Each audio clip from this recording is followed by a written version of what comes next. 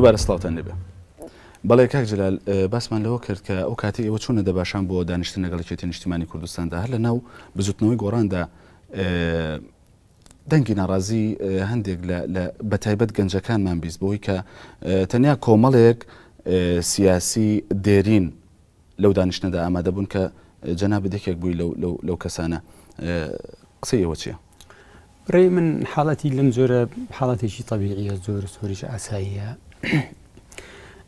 ینی ئەگەر ئێمە بین کۆبوونەوەکانی پێشووتری بزوتنەوەی گۆڕان لەگەڵ لایەنەکان بزوتنەوەی گۆڕان لە چارچەوەی معارزش لەگەڵ لایەنەکانی تری لەگەڵ پارتی لەگەڵ یەکێتی ئەو کۆبوونانەش هەر بەشێکی زۆری کارکتەرە گەنجەکانی تێدا بوو و با بڵێن ئەوەی کە جیلی پێشوش ئەسڵان هیچ لاری نەبوو زۆریش پێ خۆش بۆ داهنیشی کردو بەڕاستی.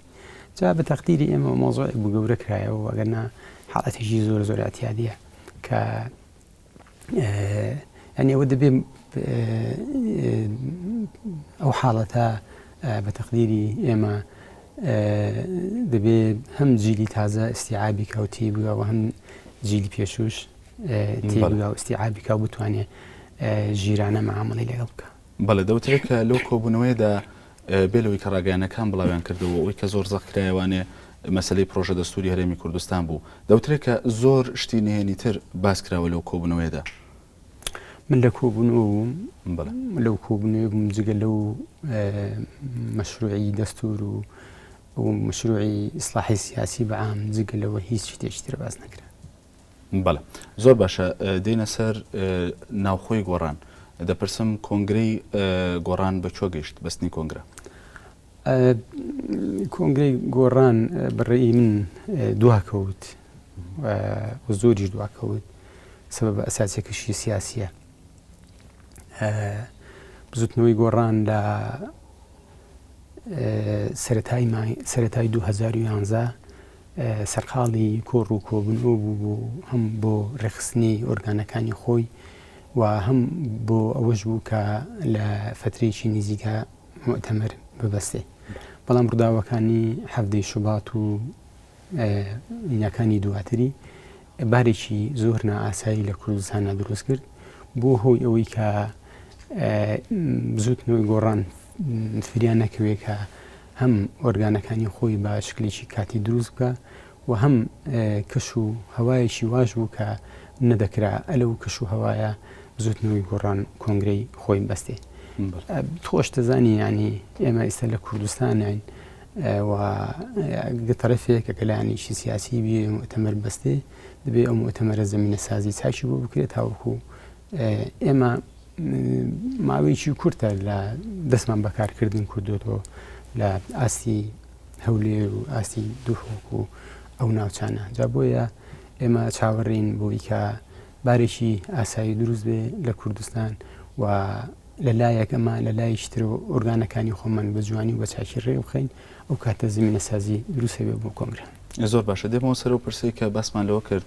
دەوترێت و باس لەوە دەکرێت کە گەنجە ناو بزوتنەوەی گۆڕاندا فرامۆش کراوە. بە نمونە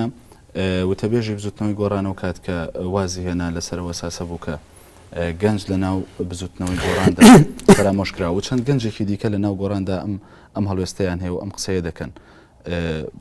گەنج لە ناو بزوتنەوەی گۆڕاندا فرامۆش کراوە؟ والله بەڕێی من ینی ڕێی خۆم وەکو شەخصم پێشتری شەر پێشەوەی بزوتنەوەی گۆڕانیش دروست بێ من لەسەر گەنجم نووسی و قسەم کرد و ڕاو و بیر و بۆچوونی خۆم زۆر بە ڕاشکەوی دیدی ئێستەی بزوتنەوەی گۆڕان ئەوەیە گەنج یان گەنجان بەعام هەم عەقڵ و هەم زەخیرەیەکی نیشتیمانی نەتەوەی گەورن و هەموو ئەو هەموو پرۆسانەی کە هەیە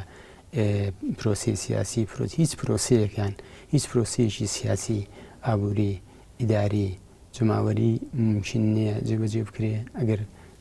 ئستەنا لە توانە و تاقات و عەقڵی گەنج بکات. جا بۆیە ئێمە پێمان وایە گەنج زەخیرەیەکە عەقڵێکە و زەخیرەیەکە زۆر گرینگە. جا ئەمە ساغ بووەتەوە هەم لە ڕابردوو حەرەکەی کوردی ینی بۆ کورد و هەم لە ئێستاشدا گەنج ئەو گەنجان ئەو ڕۆڵیان هەیە بۆ ئەوەی گەنج شوێنی خۆی هی حەقیقی بگرێ دەبێ بەڕێی ئێمە دەبێ ئەمانە بکە دەبێ کاری چوا بکە ئەو سەوابەتی قەومی نیشتیمانی لا پیرۆز بێ خاڵێکی ترکە بەڕێی من ئەویش هەر زۆر مهمە بۆ گەنجان ئەوێ دەبێ گەنج پشو درێژ بێ گەنج پاپەند بێ بە مەبادەی قەومی و نیشتیمانی دەبێ وەلایی نیشتیمانی و نەتەوەیی هەبێ دەبێ گەنج ڕۆحی خۆبەخشینی تێدا دەبێ لە ئاستی گەنجانی گۆڕان ئەبێ هەست بە مەسئولیت کا بە معنای کەلیمە ئێمە پێمان وایە گەنجانی بزوتنەوەی گۆڕان تا چەند گەنجانی گۆڕان پێوەستن بۆ مەبادی ئاینەکە ئێمە پێمان وایە بزوتنەوەی گۆڕان دەرگایەکی نوێ بوو بۆ ئەوەی کە گەنجان بێن توانا و تااقات و چالەکیەکانی خۆیان تیا تاقی بکەنەوە و فرسەتی یەکەم هەلی یەکەم لە ناو بزوتنەوەی گۆڕاندرا بە گەنجەکان ئەگەر سەیری پەرلەمانی کوردستانکەی بەشی زۆری پەرلەمانی کوردستان لەو گەنجانە بوو و بەشێکشی لەو تێکۆشەرە کۆنانە بوو کە پێشتر ینی دیار و ئەوانە نەبوون و پەرلەمانی عێراقیش هەمان بە هەمان شێوە لەو گەنج و لەو تێکۆشەران نەبوون کە پێشتر وەکو تێکۆشەر دەرنەکەوتبوون لە ناو هین و ئێمە ئێستا لە ناو ئۆرگانەکانی بزوتنەوەی گۆڕانیش ینی من هەر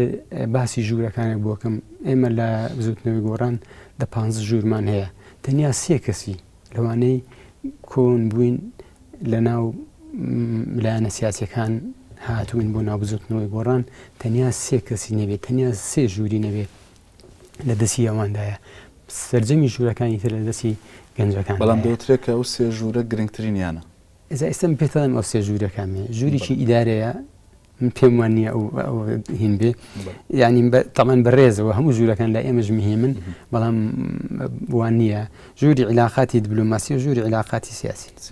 باخەکەی تری هەموو لە لای هەم دەموچاوانەوەیەکانن و هەم لای گەنجەکانن زۆربەی هەرە زۆری لای گەنجەکانن بەڵێ کاک جەلال لە چەند ڕۆژی ڕابردوودا 39 گەنج لە منتیقەی پشتجار دەستیان لە کارکێشایەوە لە بزوتنەوەی گۆڕان هۆکاری ئەمە چی بوو؟ والله بەتاکید ینی لە ئەوەی کاری حزبی کردوێ کاری سیاسەتی کردوێ بەتاکید سراع و ململانێ زۆر ممکنە دروستبوونی ڕاوبیر و بۆچوونی جیاواز لەسەر کار و لەسەرین زۆر ممکنە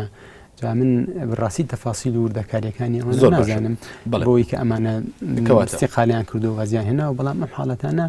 بڕێی من حاڵەتێکە ممکنە لە ناو مجتەمەع و نام حزب و ڕێکخراوانە بە بزوتنەوەی گۆڕانیش کەواتە باس لەوە دەکرێت کە لە ئێستادا بزوتنەوەی گۆڕان ململانێ و باڵباڵێن و کوتلەکاری تێدایە ئەمە تا چەند وایە؟ بزوتنەوەی گۆڕان یان ئەندام و کادرەکانی بزوتنەوەی گۆڕان لە ئاسمانەوە نهاتوون کوڕی ئەم مجتەمەعن و کەم و زۆر شتە چاک و خراپەکانی ئەم مجتەمەعیان لەگەڵ خۆیان هێناوە بۆیە زۆر ممکنە ئەوانیش بەشێکیان تووشی ینی ئەم حاڵەتانە بن بەڵام لە برەوەی لەناو بزوتنەوەی گۆڕان بەڕاستی پۆست و پلە و پایە و دەستکەوت و شتی لەم جۆرە نییە بۆیە ئەم حاڵەتانی کە لە ناو بزوتنەوەی گۆڕان باسەکرێ زۆر گەورەترێ لەوەی کە ینی ناو بزوتنەوەی گۆڕان بەو شکلە نییە لەوەی کە سەحافە و یان لەوەی کە مەسەرەن هەندێ لایەنی سیاسی تەرویجی بۆیەکە کەواتە بۆنی هەیە بەڵام بزەق نەبووتەوە وای نەکردو کە زیان لە ئەو خەتە باکە گۆڕانیشی بۆ دەکا و ئامانجە باکە گۆڕانیشی ینی حاڵەت هەیە ینی بەڵام نەبووتە مەسەرەن دیاردێکی گەورە و ترسناک و خەتەر و کەلتور و وەکەوەی کەسناهم حزب ناو بەشیی حزب و ڕێکخراوە سیاسیەکان هەیە و ینی لە ناو ئەوانیش هەوێ بەڕێی من هەر خەتەرە بۆ سەر مستەقبەلی میلەتەکەمان و وڵاتەکەمان بەڵام ئەگەر ڕێی جیاوازی من بۆ خۆم بەش بە حاڵی خۆم زۆر پژیری لە ڕێی جیاوازیەکەم و ڕێی جیاوازی بوونی ڕێی جیاواز شتێکی تەندروستە و تەنانەت ئێمە کادرێکیش لە ناو بزوتنەوەی گۆڕان ناو هەندێک لایەنێکی سیاسی کە بەناوی خۆیەوە ڕایەک بیر و بۆ سوونیە تەرحەکان بەڕێی من ئەویش هەر ئاسایە و حەقی خۆیەتی بەڕاستی بەڵام ئەوەیان خەتەر و خراپە کە بێ بەناوی بزوتنەوەی گۆڕان ڕێیە بڵێ یان ڕێیە باز بکە کە پێچوانەی سیاست و بیر و بۆ چوونی بزوتنەوەی گۆڕان بێ. بەڵێ وتەبێژی بزوتنەوەی گۆڕان بۆچی وازیێنە؟ لە ماوەی ڕابردوو ئەو بۆ خۆی کاک دکتۆر شاهۆ خۆی ئەعلانی کرد و خۆی ڕایگەیاند و بڵاوی کردو لە نەکەی خۆی جا دەکرێت ئەو پرسیارە لە خۆی کێ ڕاستی. ئەوە کارێک نەبوو کە پەیوەندی بە ناڕازیبوونیەوە هەبێت لە بزوتنەوەی گۆڕان؟ بە تاکید ینی بەبێ گلەی نەبووە، بەڵام هەروەکو وتم ینی ڕەنگە خۆی بتوانێت باشتر تعبیر لە نەکانی خۆی بکە بۆی ینی بە ئامانەتەوە ڕەنگە ئەگەر ڕایی خۆی پرسیارکەن زۆر زۆر باشتر. لە کۆبنەوەیەکدا ئەنجومەنی جڤاتی نیشتیمانی ڕاگەیەندرا لە بزوتنەوەی گۆڕانەوە. ئەرکی ئەم ئەنجومەنە چییە؟ ئەنجومەنی جڤاتی نیشتیمانی یان هەر جڤاتی نیشتیمانی لە بزوتنەوەی گۆڕان خۆ دەزانی ینی هەر حزبێک دروستە بێ، هەر هێزیشی سیاسی دروستە بێ لە سەرەتاوە پێویستی بە هەیکەلێکە و ئەو هەیکەلە لەسەرەوە تا خوارەوە بە شێوەیەکی کاتی کار و بەرنامەکانی خۆیان هی ئەو هێزیان ئەو حزبە جێبەجێیەکە. تەنانەت لە دروستکردنەوەی دەوڵەتیشیان لە دروستبوونی دەوڵەتیش ئەو حاڵاتانە هەیە. ئەگە ببیرتان بێ لە دوای ڕوخانی ڕژێمی بەعاسی عێراق لە 2003 عێراق بۆ بیناکردنەوەی دەوڵەت سەرلەنوێ بە چەندین قۆناغە ڕۆی. ئەگەر ببیرتان بێ قۆناغی مەسی حکم قۆناغی یەکەم بوو، قۆناغی مەسی حکم و وزارەتەکان، دوایی قۆناغی ئینتیقالی بە دوو قۆناغە تێپەڕی، ئەنجا هاتنە سەر قۆناغی با بڵێن ئەوەی کە حکومەتی دائیم تەسبیت بوو. جا بۆیە ینی ئەم حزبی سیاسیشان هێز و لایانی سیاسیش کە دروستە بێ هەنگاوی یەکەم دەبێ هەیکەلێ بۆ خۆیدانێ و لە چوارچێوەی ئەو هەیکەلە کار و بەرنامەکانی خۆی داڕژێ، بەڵام ئەمەی کە دروستە بێ لەم قۆناغا هەمووی کاتیە. ئەم جڤاتی کە جەناب باس کرد ئەمیش بەشێکی گرنگی ئۆرگانی بزوتنەوەی گۆڕانە و بە تەقدیری من وەکو شەخص تەواو نەبووی هێشتا ئەو وینەن پڕ نەکراوەتەوە، هەموو یان نوقسانی هەیە. بەزەوەی کە باس کرا ڕۆڵی سەرکردایەتیە بینێت بە شێوەیەکی کاتی دەوری ئەبێ و هەروەکو وتم، بەڵام لەگەڵ ئەوەی کە ئێستا ئەو دەورا بینێ هەموو کونج و کەلەبەرێکی ئەم ئۆرگانە پڕ نەکراوەتەوە، پێویستی بە پڕکردنەوەی بە تەواوکردن هەیە، ئێشتا تەواو نەکراوە. بەڵێ دەمەوێت وەرێکی ترمان باسکردنی پەیوەندەکانی ئێستای نێوان هەرێم و بەغدا بێت. ئەگەر ئەم جارە پرسی سندنەوەی متمانە لە مالکی بێتە پێشەوە، لە کاتێکدا بینی مانتاڵەبانیش ڕایگەیان کە بۆ لە مەودووە ئەگەر مالکی بەردەوام بێ لەسەر سیاسەتەکانی پشتگیری مالکی ناکات، گۆڕان پشتگیری لە سندنەوەی متمانە لە مالکی دەکات. ئێمە قراری بزوتنەوەی گۆڕانان، قراری سیاسی لای بزوتنەوەی گۆڕان لەسەر مەسائلی قەومی و نیشتیمانیە، لەسەر مەسەلە چارە نووسازەکانە. ئەگەر حکومەتی بەغدا من نەداتە ئەو استحقاقاتی قەومی و نیشتیمانی کورد وەکۆی کە لە لایانی کەمی وەکۆی لە دەستوری عێراقدا هاتووە، بە تاکید ئێمە ئەو لایەنە دەبین لە پێش هەموو لایەنەکانەوە کە پێیان ئەڵێن نا، و ئێمە لە کاتی خۆشی متمانەمان پێ نەداون تا ئێستا لیان بسەنینەوە. بزوتنەوەی گۆڕان متمانی بۆ حکومەتانە نەداوە، بۆ حکومەتە نەداوە تاوەکو ئێستا لی بسێنێتەوە، بەڵام لەگەڵەوەشا ئەگەر ڕۆژێ لە ڕۆژان بگاتە ئەوەی کە ئەوان بە پێچەوانەوە یان دژی مەساڵحی قەومی و نیشتیمانی ئێمە بن، بە تاکید ئێمە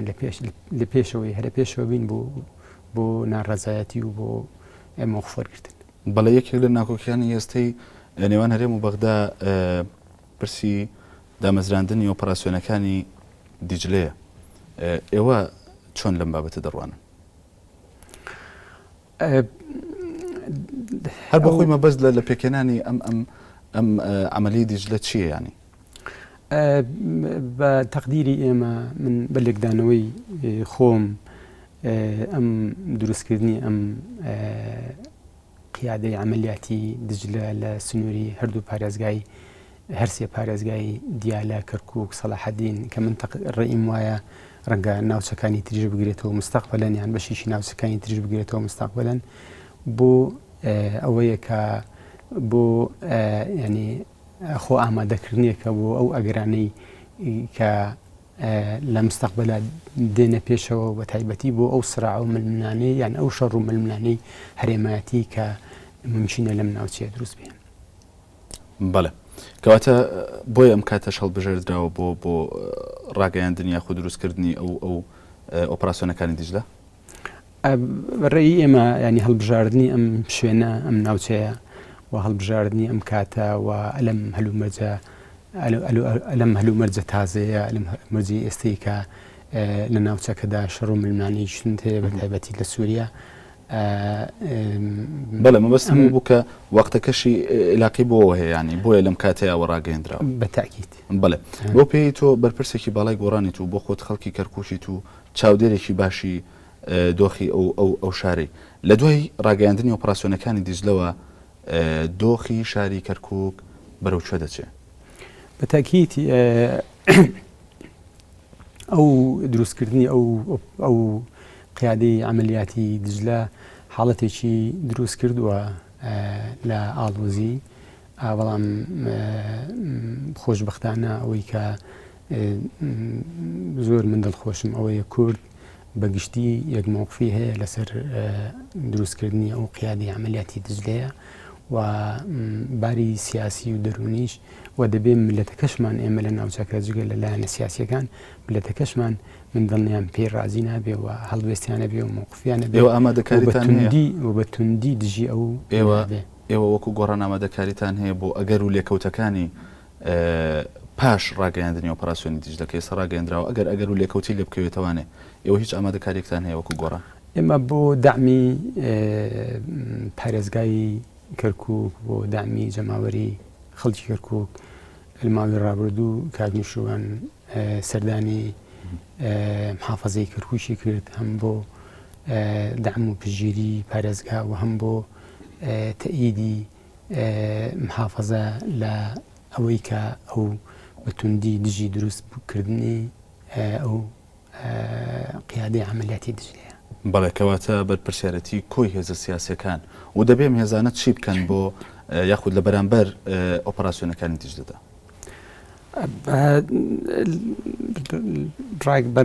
بە تێگەیشتنی من بە تەقدیری من ئەوەیە کورد زۆر زۆر گرینگە موحەد و یەکگرتوو بێ لەم مەسەلەیە کە ئێستا خۆشبەختانە سەرەتاکانی بەڕەسمی و غێری ڕەسمی ئێلان کراوە کە هەموو لایەنە سیاسیەکانی کورد و تەنانەت مەنظەماتی مجتەماعی مەدەنیش ئێمە لە ئاستی جەماوەریش خەڵکە ناسم خەڵک زۆر دڵخۆشە بۆ وحدەتە بۆ یەکگرتوویە لە ئاسی ئەو مەسەلەیە. خاڵی تریش ئەوەیە من دەمەوێتەوە بڵێم دەبێ لایەنە سیاسیەکان بە تایبەتی ئەوانەی کە لە دەسەڵاتان هەموو وەرەقەکانی خۆیان بەکاربێنن هەموو وەرەقەکانی خۆیان هی ئەقلیمی هی عێراقی هی نێودەوڵەتی بەکاربێنن بۆەوەی کە ئەم مەشروعە پوچەڵ بکەنەوە و ڕێنەدەن چکە ئەمە مەشروعێکی خەتەر و ترسناکە زەرر و زیانی زۆری لەیەکوێتەوە ئەمە جگە لەوەی کە ناوچەکە تێکەدا ناوچەی باڵێن سنووری دیالە و مۆسڵ و تکریت تێکەدا و حاڵەتێکی حکومی عسکەری لەو ناوچانە دروستەکە ئەمە دەبێ حسابی ئەو بکە گەر شتێکی لەو جۆرە بوو قەتعی عەش دروستە بێ لە نێوان هێزە سیاسیەکانی کوردستان و بەغا لەوێ لە عێراق شتێک نامێنێ بە ناوی پرۆسێ سیاسی لە عێراق شتێک نامێنێ ئەگەر ئەوە بچەسپێ و دروست بێ شتێک نامێنێ بە ناوی حکوومەتی شراکەی وەکوی خۆیان ناڵێن شراکەی وەتەنی جا بۆیە زۆر زۆر گرنگە ئەمانەی کە خاوەنی ئەم مەشروعان پێداچوونەوە بکەن ئەگەرنا پێم وایە وەزی عێراق بە تەواوی تێکچێ لەسەرەوە. کەواتە پێت وایە بەردەوامبوونی ئۆپراسیۆنەکانی دیجلە وا دەکات نوری مالکی لە کورسی دەسەڵات دوور بخاتەوە؟ بە تەقدیری ئێمە ئەنیگەمە ئیسراری هەبێ نەکرد ینی هەر پرۆسی سیاسی تێکەچێت لە عێراق نەکرد مەوزوعی نوری مالکی نیە ینی مۆزوعەکە زۆر گەورەترە لە نووری مالیکی و لە ئەنجومەنی لەسەر لەوەی متمانە بدرێ متمانە لە سەرۆکی ئەنجومەنی وەزیران وەربژێتەوە ینی پرۆسی سیاسی تێکەچێ لە عێراق پرۆسی سیاسی تێکەچێ لە عێراق ئەو شەراکەتە حەقیقی ئەو شەراکەتەی کە بوو لە عێراق ئەو شەراکەتە نامێنێ کورد و سونە و پێکاتەکانی عێراق بەڵام قسەیەکی لەسەرەوەی کە مەرج نییە بۆ جۆرە بێت چونکە نووری مالکی لە ئێستا دە سەرۆکوەزیرانی عێراق و فەرماندەی یەکەمی هێزە چەکدارەکانی عێراقیشەوە لەسەر داوای ئەو بە بڕیاری ئەو فەرماندەی ئۆپراسیۆنەکانی دیجلە پێکێنراوە و بۆ خۆی ئەگەر ئەم بڕیارە هەڵبۆشێنرێتەوە کورد لارینی و لە کاتێک ئەگەر هەڵنەوەشێنرێتەوانێ کورد تاکە داوای ئەوەیە کە مالکی لا ببرێ بۆ ئەوەی طبعا دواتر ڕێدەکەونەوە لەسەرەوەی کە فەرماندەیەکی لەم جۆرە یاخود ئۆپراسیۆنەکانی دیجلە هەڵبۆشێنرێتەوە کەسێکی تر لاوپەیمانی نیشتیمانی بێتە جێگەی مالکی. ئێمە هەروەکو باسم کرد پێشتر ینی ئێمە ئیسراری ئێمە لەسەرەوەیە کە بوونی ئۆپراسیۆنێکی وا پێشتر لە کۆڕۆکو بوونەوە و لە مقابلەتەکانی تریش خەڵکی پسپۆر و شارەزای لە بواری دەستور و لە بواری خەنەکان وتیان ئەمە کارێکی نادەستوریە بەڕاستی ینی ئەمە جگە لە ئەوی کارێکی نادەستوری لە ڕووی سیاسیشەوە بۆ ئێمەی کورد لە ناوچەیە کە نیزاعیشی تاریخی لەسەرا نیزاعیشی تاریخی تێدایە سراع و ملمانەیەکی دوور و درێژی تێدایە دروستکردنی ئۆپراسیۆنێکی وا ئەگەر بەو لێکدانەوەی کە من باسم کرد ئەگەر ئەوەش نەبێ سراع و ملمانەکانی ئەو ناوچەیە تونترەکە لەوێ ئەو منطقەیە ئەو هێزانی کە بابن ئەو فرقە و ئەو ئۆپەراسیۆنی لێ پێکاتەوە ئەو قیادی عملیاتی لێ پێکاتەوە ئەوانە لەوانە بوون دەستیان لە خوێنی کووردا هەبووە لە شەڕەکانی ئەنفال بەشدار بوون لە سراع و ململانەکانی ناوچەی کەرکووک و ئەوانە بەشدار بوون کەوانە بە نەتیجە بەشی هەر زۆریان هەم دەستیان لە خوێنی کورد هەیە و هەم ئەمانیش حاڵەتێک لە ڕقوقین و حەقد و کەراهیەتیان هەیە لەسەر کورد و مەسلەی کوردوانە جا بۆیە ینی ئەم مەشروعە ینی جگە لەوەی کە وتمان مەشروعێکی نادەستوری ناقانونیە مەشروعێکی سیاسیە سەر لەبەر دژی مەسلەی کووردە دژی ئەو ناوچانەیە کە نیزاعی لەسرە دژی ئەوەیە خۆ زانیت دیالە کەرکووک سەلاحەدین بە تەقدیری من هەروەکو باسم کرد سبەی حاڵەتە لە مۆسڵی ژووەدا بۆیە ئەگەر کورد ئێستا بە موحەدی وەیە گرتووی ڕوبەڕووی نەبێتەوە ینی ڕەنگە سبەی خەتەرتر بێ بۆیە کورد دەبێت لەسەر ئەم مەسەلەی تێکیدا لەگەڵ ئەو حکومەتە ئەگەر بۆی بچێتە بەڵێ تاالبانی دەوترا کە پێشتر تاالبانی ڕۆڵێکی سەرەکی هەیە لە ئاشتەوایی عێراقدا لە ئێستا دەبینیمان تاالبانی گەڕاوەتەوە سلێمانی بازدەوە دەکرێت کە نیگەرانە لە بڕیارەکانی مالکی و لەوەی کە هەندێک بێبەڵێنی نواندووە بەرامبەر بە کورد پێتان وایە ئێستا ڕۆڵی تاالبانی چی دەبێت لە چارەسەرکردنی ئەو قەیرانی کە ئێستا لە نێوان هەرێم و بەغدا هەیە وتەبێژی یەکێتی نیشتیمانی کوردستان بە شێوەیەک ئەوەی ڕاگەیان لە بۆ کەناڵەکانی ڕاگەیاندن کە سەر و کۆمار لە بەرەوە گەڕاوەتەوە یانیان پێچی حاڵەتێک لە ناومێدی هەبێلەوەی کە ئەو بتوانێت لایەنەکانی سراع شیعە کورد سونە کۆ بکاتەوە بۆیە طبعا ئەمە ینی ئێستا نییە ئەم حاڵەتایان ئەم سراع و ململانەیە دەمێکە و هەروە بۆ بەڕاستی بەڵام لە ماوەی ڕابردوو زۆر بە پشوێکی درێژ تەعامل لەگەڵ ئەم حاڵەتە کراوە جا بۆیە من بۆ خۆم ینی ئێستا گەیشتم ئەتە قەناعەتە کە ئەو ئومێدە زۆر کز و لاواز بەڵێ کەواتە بام پرسیارەکە ئەوە بکەم ئەگەر تاالبانی لە ناوبژیوانی نێوان هەرێم و بەغدا بێنینە دەرەوە یاخۆت لە ئاشتەوای عێراق بێنین دەرەوە کاریگەریەکان چی دەبن؟ زەنی تۆ هەندێشتی سابت هەیە ینی سراعەکان پەیوەندی بە تاکە کەسەوە نییە پەیوەندی بە شەخصەوە نییە سراعەکان لە نێوان سونە و شیعە و لە نێوان با بڵێن عەرەب و کوردیش ماوەی ڕابردوو سراعەکان لەسەر ئەرزە لەسەر بەنسبەت کوردەوە لەسەر 25 لە سەدای خاکی کوردستانە لەگەڵ بنسبەت کوردەوە لەسەر 2 ملیۆن ئینسانی کووردە لە بەنسبەت کوردەوە لەسەر ئەو سەروت و سامانەیە کە لەو منطقانە هەیە جا بۆیە ئاسان نییە ینی هەم بۆ کورد لایەنی کورد و هەم بەڵێ. بۆ ئەو لایەنەی کە کەوتونەتە ناو ئەو پرۆسی سیاسیەوە هەم لە ڕابردوو و هەم لە ئێستا. بەڵێ ململانەکە لە ململانی نێوان مالکی و بەرزانی و ئێستا بۆتە ململانەی مالکی و تاڵەبانیش پێتان وایە تاڵەبانی دەتوانێت مالکی بخە؟ ینی ململانەکان من وای نابینم ململانەکانی ئێستا کەوتۆتە نێوان کورد بەگشتی من پێشتر باسم کرد کە ئێستا کورد هەمووی موحەد و یەکڕان لەسەر ئەو فعل و کار و کردەوەی کە با بڵێن حکوومەتی بەغاییکە و تەنانەت بەشێشی چاکی عەرەبی سوننەش دژی یان لە تاک ئەو حکوومەتی بەغانین لەو کار و کردەوە لە کار و کردەوەکانی یان لە کار و بەرنامەکانی جا بۆیە ینی مۆزوعەکە لە توانای شخص و با بڵێن کار و کردەوەی شخص دەرچووە. بەڵێ جەلال جەوهەر ڕێخەری ژووری پەیوەندی سیاسیەکانی بزوتنەوەی گۆڕان زۆر سوپاس بۆ ئەوەی میوانی ستۆدیۆ نارتی بووی. سوپاس دەکەین. سوپاس بۆ ئازیزانی نارتی تا چاوپێکەوتنێکی دیکە هەر شاد و ئاسوودە.